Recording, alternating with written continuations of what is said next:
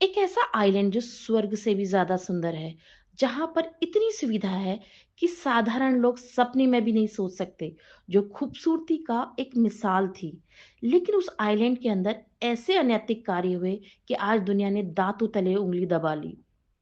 और इन सब के पीछे जिस व्यक्ति का हाथ था, आज मरने के बाद उस व्यक्ति ने पूरी दुनिया में तहलका मचा दिया है।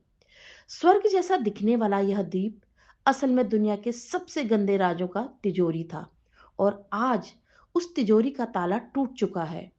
तो चलिए इन कुछ शर्मनाक और खतरनाक राजों से पर्दा हटाते हैं। सबसे पहले जान लेते हैं कि जेफरी एप्स्टीन था कौन। Hello everyone, welcome to first episode of Epstein files. Epstein का जन्म 1953 में ब्रुकलिन, न्यूयॉर्क में हुआ था। उसके पिता कचरा उठाते थे तथा माँ एक प्राइवेट स्कूल में काम करती थी। ये एक यहूदी परिवार था। एप्स्टीन की प्रारंभिक शिक्षा गवर्नमेंट स्कूल में हुई तथा उसकी हायर एजुकेशन भी गवर्नमेंट स्कूल में हुई। वो बहुत ही शार्प बच्चा था, मतलब बहुत ज्यादा बुद्धिमान था। वो गरीब था तथा पैसे कमाने के लिए, हम कह सकते हैं अपना जेब खर्च चलाने के लिए, अपने ही साथ के बच्चों को पढ़ाया करता था। मात्र 21 वर्ष की आयु में जेफरी ने नौकरी करना शुरू कर दिया था। वह शिक्षक बन गया था और मैनहट्टन के डाल्टन स्कूल में मैथ्स और फिजिक्स पढ़ाया करता था। इस स्कूल में बहुत अमीर तथा जाने माने लोगों के बच्चे आया करते थे। एप्स्टीन को बच्चे बहुत ज्यादा पसंद करते थे। उसकी पर्सनालिटी भी कुछ इस तरह की थी कि जो भी उससे मिलने आता वह इम्प्रेस होकर जाता था। उसको लोगों को काबू करना आता था। क्योंकि बच्चे उसे बहुत ज्यादा पसंद करते थे, इसलिए धीरे धीरे उसकी जान पहचान उन बच्चों के माता पिता से हो गई। और ये पहचान इतनी अच्छी हो गई कि उसे बड़े बड़े लोगों के यहाँ पार्टीज में बुलाया जाने लगा। इस तरह एप्स्टीन की जान पहचान अमीरों से होने लग गई। किस्मत बहुत ज्यादा एप्स्टीन का साथ दे रही थी और उसे वॉल स्ट्रीट के एक फाइनेंस फर्म में काम करने का मौका मिला। हालांकि वह बहुत अधिक मेहनती नहीं था, लेकिन हाँ, वह अपनी बातों से सबको बहुत ज्यादा इम्प्रेस कर लेता था। फाइनेंस फर्म में काम करने की वजह से एप्स्टीन का उठना बैठना नामी गिरामी लोगों से होने लग गया। इनमें से कई लोग थे जो अपनी पर्सनल लाइफ भी उसके साथ शेयर करते थे। 1982 में एप्स्टीन ने अपनी खुद की कंपनी बनाई। अपनी कंपनी में वह बड़े बड़े लोगों के पैसे को मैनेज किया करता था। उसके बारे में कहा जाता है कि वह $1 बिलियन से कम इन्वेस्टमेंट वाले लोगों से बात ही नहीं करता था।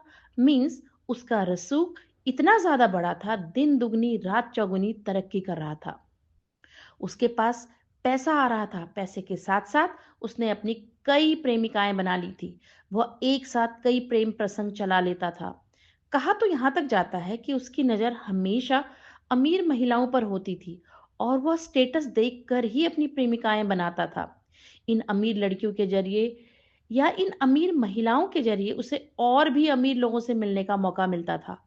उसे लोगों को अपने साँचे में ढालना आता था। एक बार उसकी मुलाकात ब्रिटेन के सांसद रॉबर्ट मैक्सवेल की बेटी घिस्लीन मैक्सवेल से हुई। क्योंकि उसकी फितरत थी कि वह सोशली फेमस लड़कियों या महिलाओं के साथ ही रिश्ते रखता था। रॉबर्ट मैक्सवेल कई अखबारों और पब्लिशिंग हाउसेस को चलाते थे, लेकिन कुछ समय बाद रॉबर्ट की एक जहाज से गिरकर मौत हो गई और बाद में पता चला कि उन्होंने अपनी कंपनी का बहुत सारा फंड का फ्रॉड किया था, जिससे इस परिवार की बहुत बदनामी हुई। उनका बिजनेस डूबने लगा, लेकिन एप्स्टीन ने यहाँ पर उनका पूरा सपोर्ट किया। अब घिस्लिन एप्स्टीन के साथ रहने लगी। घिस्लिन के पिता ब्रिटिश सांसद थे, इसलिए घिस्लिन बहुत सारे इन्फ्लुएंशियल लोगों को जानती थी और उन सभी पावरफुल और इन्फ्लुएंशियल लोगों को घिस्लिन ने एप्स्टीन से मिलवाया। ऐसा लगता था एप्स्टीन का एक मोडस ऑपरेंडी था, अमीरों से कनेक्शन बनाकर रखना। हर कांटेक्ट का इस्तेमाल उसने अपने आप को और मजबूत बनाने के लिए किया। कई बार वह एक कांटेक्ट के जरिए दूसरे की मदद भी करता था। इस तरीके से उसका सोशल सर्कल बढ़ता जा रहा था। अब कुछ प्रसिद्ध लोगों का नाम लेकर वह बताने लग गया था कि वह उनका फाइनेंस मैनेजर है, जिससे दूसरे लोगों पर उसका और भी अच्छा इंप्रेशन पड़ता। और इस तरीके से वह अमीर को दिन प्रतिदिन फंसाता जा रहा था, या हम कह सकते हैं उनके पैसों को मैनेज करता था और बदले में एक मोटी फीस उनसे वसूल लेता था। लियोन ब्लैक जैसे अरबपति बिजनेसमैन उस पर ब्लाइंड फेथ करते थे। इस तरह उसके पास न्यूयॉर्क जैसे शहर में कई बंगले हो गए थे। इस फाइनेंस वाले काम से वह संतुष्ट नहीं था, उसे कुछ और करना था। और यह कुछ ऐसा खतरनाक था जिसने आज पूरी दुनिया को हिलाकर रख दिया है। अब समय हो गया था 1990, और वह इतना इन्फ्लुएंशियल व्यक्ति बन चुका था कि उसकी पहुंच अमेरिका के व्हाइट हाउस तक हो गई थी। इस समय अमेरिका के राष्ट्रपति थे बिल क्लिंटन, और एप्स्टीन को पता था कि कहां पर पैसा इन्वेस्ट करना है। उसने व्हाइट हाउस की रिनोवेशन के लिए कुछ डॉलर्स दिए थे, जिससे उसकी दोस्ती बिल क्लिंटन से हो गई। और बहुत जल्दी ये दोनों बहुत ही पक्के दोस्त बनने वाले थे। और सबसे बड़ी और खास बात ये थी कि कचरा उठाने वाले और एक प्राइवेट स्कूल में काम करने वाली एक महिला का बेटा दुनिया के सबसे शक्तिशाली देश अमेरिका के राष्ट्रपति का बेस्ट फ्रेंड था। अपना इंट्रोडक्शन भी वह इसी तरीके से देता था कि दुनिया के सबसे शक्तिशाली व्यक्ति बिल क्लिंटन उसके दोस्त हैं। उसके पास बेशुमार दौलत थी। अब वह बड़े-बड़े इंस्टीट्यूशंस को डोनेशन देता था। अमेरिका के कई बड़े-बड़े इंस्टीट्यूशन का वो मेंबर भी बन गया था। इतना इन्फ्लुएंशियल व्यक्ति होने के बावजूद भी वह बहुत अधिक चर्चित नहीं था। आज वह मरने के बाद जितना चर्चित हो चुका है, उतना चर्चित वो पहले नहीं था। शायद हम में से किसी ने उसका नाम भी नहीं सुना होगा। 1998 में एप्स्टीन ने लिटिल सेंट्स या एप्स्टन आइलैंड खरीदा, जो बहुत ज्यादा खूबसूरत और सुविधाओं से युक्त था। माना जाता है कि उस समय वहीं पर वो और उसके एसोसिएट्स सेक्स ट्रैफिकिंग और एब्यूसिव एक्टिविटीज के लिए जाते थे। इस आइलैंड को पीडोफाइल आइलैंड भी कहा जाता है। उसके पास दो प्राइवेट जेट भी थे। सन 2002 में न्यूयॉर्क मैगजीन ने एक title Jeffrey Epstein international money man of mystery नाम से एक आर्टिकल डाली एप्स्टीन के बारे में। उसमें लिखा था, अमेरिका के राष्ट्रपति बिल क्लिंटन और हॉलीवुड एक्टर केविन स्पेसी ने एप्स्टीन आइलैंड पर समय बिताया। अब दुनिया के लोग, स्पेशली यहाँ पे मैं कहना चाहूंगी अमेरिकन, उसके बारे में जानना चाहते थे। लेकिन एप्स्टीन को ज्यादा मीडिया में आना पसंद नहीं था। एप्स्टीन एक हॉलीवुड स्टार जैसा दिखता था, मीन्स वो बहुत ज्यादा गुड लुकिंग था। डोनाल्ड ट्रंप से लेकर नोबेल प्राइज विनर तक सब उसको पसंद करते थे। बड़े बड़े बिजनेसमैन से लेकर हॉलीवुड एक्टर तक उसके साथ समय बिताना पसंद करते थे। आखिर यह कैसा पर्सनैलिटी वाला व्यक्ति था। और यहाँ पर सबसे ज्यादा गौर करने वाली बात ये थी कि एप्स्टीन को इंटरव्यू देना बिल्कुल भी पसंद नहीं था। उसकी कोई भी फोटो कभी भी किसी मैगजीन में नहीं दिखाई दी, ना ही अखबारों में। यहाँ तक कि अमेरिका के राष्ट्रपति डोनाल्ड ट्रंप ने कहा था कि वह उसे 15 सालों से जानते हैं और उसके साथ हमेशा बहुत मजा आता है। 2003 यानी कि सन 2003 में वैनिटी फेयर नाम की एक मैगजीन में एक आर्टिकल छपता है। टाइटल था द टैलेंटेड एप्स्टीन। और इस आर्टिकल में एप्स्टीन ने जितने भी फाइनेंशियल फ्रॉड किए थे उनके बारे में छापा जाता है। और अभी एप्स्टीन के द्वारा किए गए यौन शोषण के बारे में कोई नहीं लिख रहा था। शायद इस दुनिया में इसकी काली करतूत छुपी हुई थी, और वो काली करतूत यही थी, यौन शोषण और ह्यूमन ट्रैफिकिंग। कहते हैं ना कि पाप का घड़ा कभी ना कभी तो भरता ही है। और अब समय आया 2005। एक महिला ने एक यौन शोषण की शिकायत दर्ज कराई कि पाम बीच के एक बंगलो में उसकी 14 साल की बेटी से मसाज कराई गई। साथ ही कुछ गलत हरकतें भी उसके साथ हुई। जब पुलिस ने इस मामले में इन्वेस्टिगेशन की तो उनको एक बहुत बड़ा शॉक लगा, क्योंकि यह बंगला था जेफरी एप्स्टीन का। इन्वेस्टिगेशन में काफी सारा आपत्तिजनक सामान मिला, साथ ही कुछ सीडीज भी मिली। एफबीआई भी अब इस मामले की जांच में शामिल हो गई और एक हेल्पलाइन बनाई गई इस तरह के यौन शोषण मामलों के लिए। सबसे शॉकिंग थिंग यह था कि 30 से अधिक केसेस रिपोर्ट हुए, वो भी कुछ ही दिनों में। यौन शोषण विक्टिम ज्यादातर लड़कियां स्कूल कॉलेज जाने वाली और मिडिल क्लास फैमिली से थी, और ज्यादातर महिलाएं नाबालिग थी।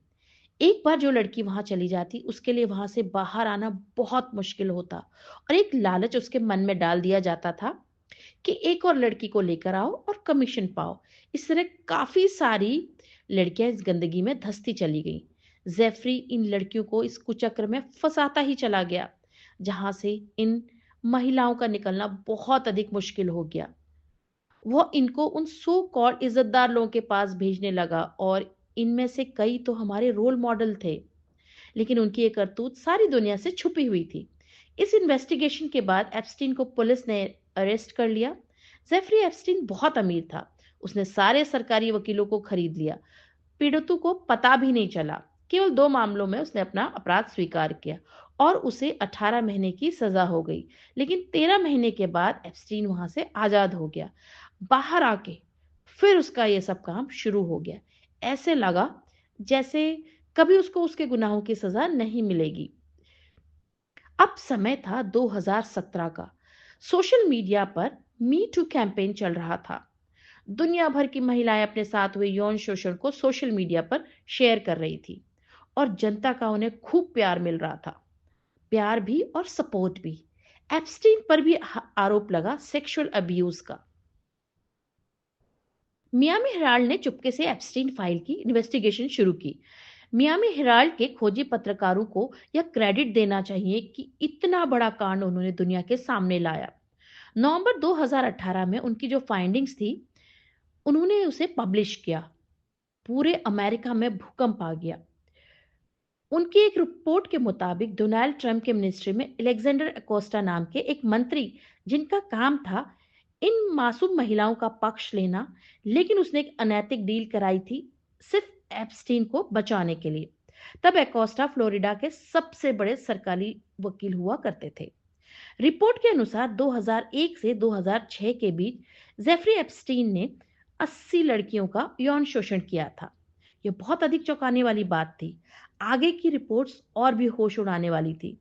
ये थी जेफरी एप्स्टीन के निजी आइलैंड, जिसे अक्सर पीडोफाइल आइलैंड या फिर ऑर्गी आइलैंड के रूप में जाना जाता था। वहां पर आने वाले हाई प्रोफाइल गेस्ट और पार्टीज के बारे में। यहाँ पर दुनिया के सबसे शक्तिशाली इन्फ्लुएंशियल लोग उनके प्राइवेट जेट में जाया करते थे। यहाँ पर सबसे अधिक यौन शोषण होता था। उन तस्वीरों को देखकर आज सारी मानवता भी शायद शर्मसार हो। कई बहुत बड़े लोग जो हमारे लिए भगवान के समान थे, कोई विज्ञान का भगवान, कोई हॉलीवुड स्टार, कोई बड़े नेता जिनसे हम प्रेरणा लेते थे। एप्स्टीन के पास एक ब्लैक डायरी थी जिसमें उसने अपने सभी कनेक्शंस का जिक्र किया हुआ था। उनके नाम, पते, फोन नंबर लिखे हुए थे। उसके पास बहुत सारी फोटोज थी। इन सारी फोटोज, वॉइस रिकॉर्ड्स, ईमेल्स और एप्स्टीन के चैट्स जो भी इन्वेस्टिगेटिंग एजेंसीज को मिले, उन्हें एप्स्टीन फाइल्स कहा जाता है। सवाल ये उठता है कि आखिर इतनी सारी फोटोज एप्स्टीन के पास कहाँ से आए। असल में एप्स्टीन ने अपने आइलैंड पर तारों का एक जाल बिछाया हुआ था। जगह जगह रिकॉर्डर रखे हुए थे, कैमरास लगाए हुए थे। ये कैमरे उसकी आंखें थी और रिकॉर्डर उसके कान थे, जिससे वो हर किसी पर नजर रखा करता था। और चुपके से उसने लोगों की आवाज और फोटोज अपने पास सुरक्षित रखे हुए थे। कहा तो यहां तक जाता है कि अभी बहुत कुछ बाहर आना बाकी है। फाइनली जेफरी एप्स्टीन को 6 जुलाई 2019 को न्यूयॉर्क में यौन तस्करी के आरोप में गिरफ्तार कर लिया गया था और 10 अगस्त 2019 को उसकी मौत हो गई थी। उसकी मौत काफी सस्पिशियस थी। ऑफिसर्स ने कहा कि उसने अपनी जान खुद ली। जिस सेल में उसे रखा गया था, उसकी 24 घंटे निगरानी होती थी, कैमरास लगे हुए थे, गार्ड्स नजर रखते थे। लेकिन जिस दिन यह वारदात हुई, टेक्निकली कैमरे खराब हो गए और गार्ड्स सो गए। उसकी गर्लफ्रेंड गिस्लेन मैक्सवेल पर आरोप लगा कि वह हर घृणित अपराध में जेफरी के साथ थी। वह अभी जेल में है और उसे 20 साल की सजा हुई है। अब सवाल यह उठता है कि आखिर क्यों इस एप्स्टीन फाइल को रिलीज किया गया। बहुत सारे पब्लिक फिगर्स इस केस से जुड़े हुए हैं, जिन्होंने अपने आप को नैतिकता के आधार पर परफेक्ट दिखाया है। बहुत सारे हमारे रोल मॉडल्स भी हैं। तो समाज में एक एग्जाम्पल सेट करने के लिए जनता की मांग पर इन फाइल्स को रिलीज किया गया है। जेफरी एप्स्टीन जीते जी भी बहुत शक्तिशाली था और मरकर उसके भूत ने पूरी दुनिया को हिलाकर रख दिया है और बहुत सारे लोगों की नींद भी हराम कर दी है। तो चलिए देखते हैं किन किन लोगों की नींद हराम हो रखी है। सबसे पहला नाम इसमें डोनाल्ड ट्रंप का ही आया है। हालांकि डोनाल्ड ट्रंप दूसरी बार जब चुनाव में खड़े हुए थे, तो उन्होंने वादा किया था कि एप्स्टीन फाइल्स को रिलीज करेंगे और बहुत ज्यादा डिले करने के बाद फाइनली उन्होंने इसे रिलीज किया। काफी सारी तस्वीरों में दिख रहा है कि डोनाल्ड ट्रंप एप्स्टीन और उनकी गर्लफ्रेंड घिस्लेन मैक्सवेल के साथ पार्टी कर रहे हैं। एप्स्टीन की पर्सनल डायरी, जिसे ब्लैक बुक भी कहा जाता है, उसमें कई बार डोनाल्ड ट्रंप, उनकी पहली पत्नी और यहाँ तक कि उनकी बेटी इवांका तक का नाम है। दूसरा नाम जिसने दुनिया में हंगामा मचाया है वो है बिल क्लिंटन का, और उनका नाम एक बार नहीं कई बार उनके मेल्स और ब्लैक डायरी में मिला है। यहाँ तक कि बिल बिल क्लिंटन की एक फोटो भी मिली है हॉट टब में नहाते हुए, और साथ में है उनकी महिला मित्र। सभी विक्टिम का चेहरा और नाम इस इन फाइल्स में छुपाया गया है।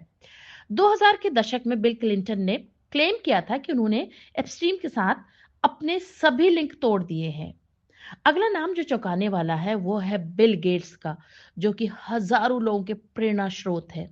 इतने बड़े बिजनेसमैन का नाम एप्स्टीन फाइल में होना वाकई में बहुत दुखद है। लेकिन बिल गेट्स का कहना है कि उन्होंने डोनेशन की वजह से एप्स्टीन के साथ डिनर किया था, लेकिन उनकी फोटोज अलग अलग महिलाओं के साथ एप्स्टीन फाइल में है। अगला नाम है ब्रिटिश राजनेता पीटर मिडलसन का। वह एक राजदूत थे, लेकिन इन फाइल्स में उनका नाम आने की वजह से उन्हें रिजाइन करना पड़ा। अगला बहुत चर्चित नाम है इजराइल के पूर्व प्रधानमंत्री एहुद बराक का। यह और एप्स्टीन बहुत अच्छे दोस्त थे। जब भी वो न्यूयॉर्क आते थे तो एप्स्टीन से जरूर मिलते थे, और वैसे भी एप्स्टीन भी यहूदी थे। और एक और चौंकाने वाला नाम है वो है माइकल जैक्सन का। जैक्सन के खिलाफ अलग से भी यौन शोषण का आरोप लगा हुआ था। जैक्सन का नाम बहुत बार इन फाइल्स में आया हुआ है। ऐसा लगता है उसकी लगातार बातचीत होती रहती थी ईमेल के जरिए एप्स्टीन से। कुछ और बहुत चर्चित नाम हैं, जैसे ब्रिटेन के पूर्व प्रधानमंत्री टोनी ब्लेयर, क्यूबा के पूर्व राष्ट्रपति फिडेल कास्त्रो, और एक और बहुत बड़ा नाम है जो इन फाइल्स में है वो है प्रिंस एंड्रयू का। ये ब्रिटेन के राजा चार्ल्स के छोटे भाई हैं। उनका नाम बहुत बार इन फाइल्स में आया हुआ है। वर्जीनिया जाफरी नाम की एक महिला ने उन पर कई बार यौन शोषण का आरोप लगाया था। उस महिला का कहना था कि एप्स्टीन ने उन्हें मजबूर किया था एंड्रयू के पास जाने के लिए। ये वही महिला है जिसने कमर कसी थी एप्स्टीन के खिलाफ। माना जाता है कि एंड्रयू ने कोर्ट के बाहर इस महिला के साथ एक तरह का सेटलमेंट कर लिया था। इस कांड की वजह से एंड्रयू से प्रिंस का टाइटल छीन लिया गया था और उन्हें महल से जाने के लिए भी कहा गया था। बाद में एक एक्सीडेंट में वर्जीनिया बुरी तरीके से घायल हो गई थी, और उसके बाद ठीक 1 महीने बाद वो अपने फ्लैट में मृत पाई गई। और यह लिस्ट चलती चली जाएगी। इसमें कई ऐसे नाम हैं जो कि हमको सदमे में डाल देंगे।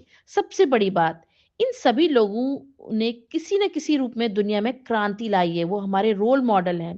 क्या यह संभव है कि ये लोग नहीं जानते थे कि एप्स्टीन एक सेक्स ऑफेंडर है? आपको ये वीडियो कैसे लगी हमें जरूर बताएं, और इंतजार कीजिए पार्ट 2 का और खतरनाक खुलासों का। Thank you, keep watching.